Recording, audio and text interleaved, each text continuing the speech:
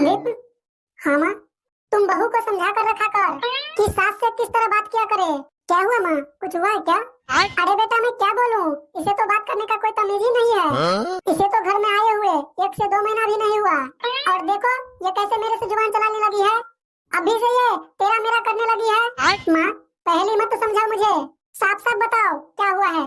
तो सुनो, तुम्हारे बहन को तुम्हारे ससुराल से मिली टीवी इन्हें पसंद है और ये वैसा ही चाहती है। तो मैंने बहू से कहा कि तुम्हारी अभी टीवी नहीं है तो ये टीवी अपनी ननद को ही दे दो, लेकिन तू अपनी जिद पे अड़ी हुई है।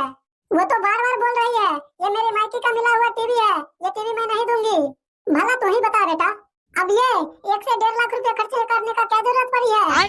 अगर हम चांदनी के लिए नई टीवी खरीद कर देते हैं तो कम से कम 1 से 1.5 लाख रुपए की आएगी और ये 1 से 1.5 लाख रुपए चांदनी के लिए किसी और सामान में लगा देंगे तो ये बचत हो जाएगी ना बेटा। माँ, वो टीवी से सोनी को नेशनल जुड़ी हुए हैं। उसने अपने दहेज को सारे चीज उसने जाके अपने मार्केट से खुद से खरीदी थी। वो आपको कोई भी चीज कैसे उठा करके दे देगी अपनी सामान? आप ही बताओ माँ, क्या चांदनी अपनी ससुराल जाके ऐसा कर सकती है? नहीं कर पाएगी, तो फिर क्यों पूजा से ऐसे उम्मीद रख पा रही है?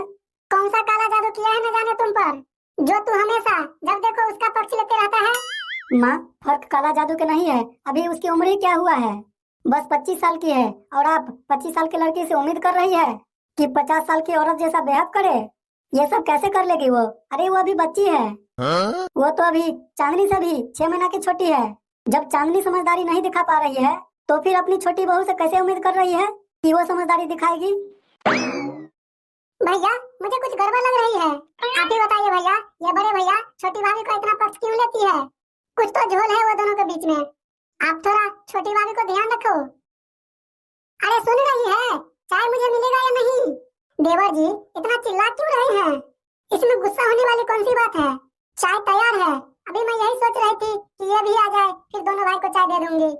भैया के साथ मुझे रहने का कोई जरूरत नहीं है, मुझे चाय पानी नाश्ता पहले ही दे दीजिए और आप इनका पक्ष लेना छोड़ दीजिए। ये अभी बच्ची नहीं है, किसी से भी सपोर्ट इनको जरूरत नहीं लेना पड़े। मुझे किसी के सपोर्ट की जरूरत नहीं है, मैं अपनी लड़ाई खुद लड़ने के लिए काफी हूँ। वो तो दीदी ने चाय बनाई है इसीलिए आपको वो जवाब दे रही है। जरा ये बताइए कि आप इतना गुस्सा क्यों हो रहे हैं? अगर तू अपनी टीवी मेरी बहन को दे देगी तो कौन सा पहाड़ टूट जाएगा? एक छोटी सी टीवी का ही तो बात है। अच्छा अब मैं समझ गई कि आप आते ही इतना भड़क क्यों रहे हैं। 2 बातों का डिस्काउंट लगाकर बताई गई है आपको, इसलिए इतना गुस्सा आ रहा है आपको। संदीप आप मुझसे इस तरह से बात मत किया कीजिए।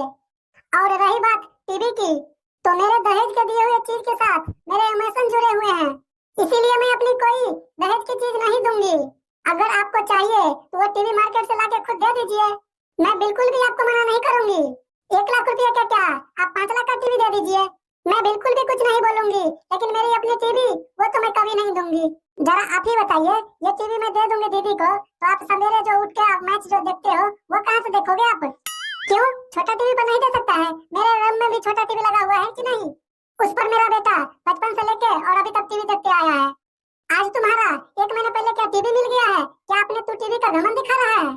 मैं तुम्हें साफ साफ लफ्जों में बोल रही हूँ, वो टीवी चांदनी का ससुराल, वो टीवी दहेज में जाएगी। मैं कोई हालत में वो टीवी नहीं दूंगी। जब आपको टीवी नहीं चाहिए था तो फिर आप मेरे मम्मी पापा से दहेज में टीवी फिर क्यों मांगी? मैं तो वो टीवी कोई भी हालत में अपनी ननद को ससुराल में नहीं जाने दूंगी। दीदी को ले जाने के लिए बिल्कुल वैसा ही टीवी खरीद दीजिए ना मार्केट में, मैं कैसे मना करूंगी? देखा बेटा देखा कैसे जुबान चलाती है, ऐसे ही दिन में चल रही थी मेरे साथ इसकी जुबान। अरे छोड़ो माँ, क्या 1 लाख के चक्कर में लगी हुई है? मैं अपनी बहन को 1.5 लाख वाली टीवी खरीद के दे दूंगा। पूजा को वो टीवी से खुशी है तो उसे खुश रहने दो। अब इस बात को यहीं पे खत्म करो माँ, इसके आगे टीवी के बारे में मैं आगे कुछ नहीं सुनना चाहता हूँ। माँ छोटी भाभी के कमरे में जो ड्रेसिंग टेबल लगा हुआ है ना, मुझे बिल्कुल वैसा ही ड्रेसिंग टेबल देना माँ। पता है माँ वो ड्रेसिंग टेबल कितना महंगे हैं, कितने अच्छे महंगा लकड़ी का बना हुआ है वो ड्रेसिंग टेबल। माँ मुझे ड्रेसिंग टेबल चाहिए तो बिल्कुल भाभी का ही जैसा चाहिए मुझे, वैसा ही ड्रेसिंग टेबल खरीद देना मेरे लिए आप। अरे बेटा खरीदना क्यों है, इतने पैसा का क्यों बर्बादी करना है? जब ड्रेसिंग टेबल भी घर में है तो वही उठा के दे दूंगी। टीवी देने से मना किया है ना, ड्रेसिंग टेबल तो नहीं मना किया है ना। हाँ माँ उसमें ना चूड़ी रखने का रैक दिया हुआ है, ज्वेलरी वगैरह रखने का सब चीज रखने का रैक दिया हुआ है। अब बताओ माँ, मैं दूसरे घर में जाऊंगी दूसरे का ड्रेसिंग टेबल यूज करूंगी तो बताओ माँ क्या मुझे अच्छा लगेगा? मुझे तो ये ड्रेसिंग चाहिए। और पता है ना, उसमें तो लॉक लगाने का भी सिस्टम है, फिर तो कोई भी सामान ससुराल में कोई छुएगा नहीं। अच्छा ठीक है बेटा, मैं बात करती हूँ। छोटी बहू, हाँ माँ जी, वो मेरी बेटिया को तुम्हारा ड्रेसिंग टेबल पसंद आया है, वो ड्रेसिंग टेबल तो दे सकती है ना? नहीं माँ जी, अब तू ये छोटा सा एक ड्रेसिंग टेबल भी अपनी ननद को नहीं दे सकती है।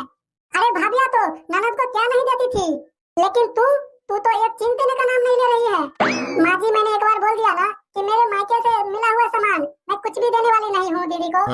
हाँ, अगर आप अपने बेटे से कोई भी सामान मांगते हैं ना तो मैं उसमें मना भी नहीं करूंगी। आपका बेटा है वो, और मैं वैसे कुछ नहीं बोलूंगी जो आप अपनी बहन को ये मत दीजिए वो मत दीजिए। आपको अपने बेटे से चाहे जितना लेना है वो लीजिए, लेकिन मेरे मायके से मिला हुआ सामान एक भी चीज नहीं दूंगी आपके बेटी को। सही में ये लोग पता नहीं किस कुल खानदान से मेरे घर में आ गई है ये सब। कुछ भी बोल लीजिए माँ जी, पर सही में बोल रही हूँ मैं अपना तो एक भी सामान मैं ननद को नहीं देने वाली हूँ। मैं भी कितना अरमान से बहुत शौक से लेके आई हूँ अपने सामान, और वो भी अपने यूज के लिए, ना कि दूसरे को यूज करने के लिए।